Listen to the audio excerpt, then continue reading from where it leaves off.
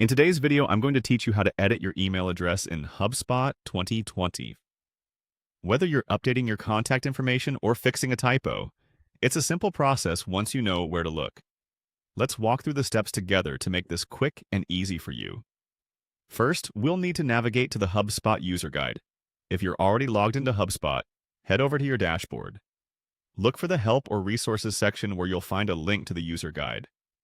This will be your starting point for finding any account-related options you might need. Once you're at the user guide, ensure you're in the right section where account management settings are located. This is important because it provides a context for making changes to your user preferences. Next, we need to access the settings menu. From the user guide page, look towards the upper corner of your screen. You should see a gear icon labeled Settings. Click on this icon and it will take you to a new page where all your account configurations are consolidated.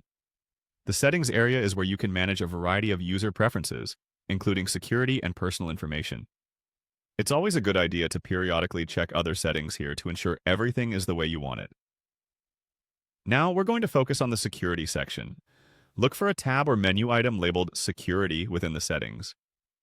Clicking on this will bring up your security settings, which include options related to your account safety and your personal information. This section is crucial not only for changing your email, but also for managing how you access and protect your account. It's worth noting that whenever you make security changes, HubSpot may prompt you to verify your identity, which is a good security measure.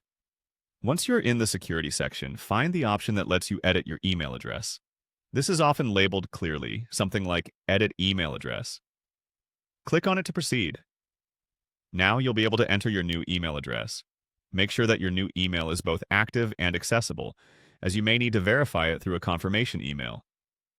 Double-check each character as you type to avoid making any mistakes. After entering your new email, be on the lookout for any confirmation prompts. HubSpot might send a confirmation email to your new address to ensure it's valid and belongs to you. Check your inbox, and once you receive the email, click on the provided verification link.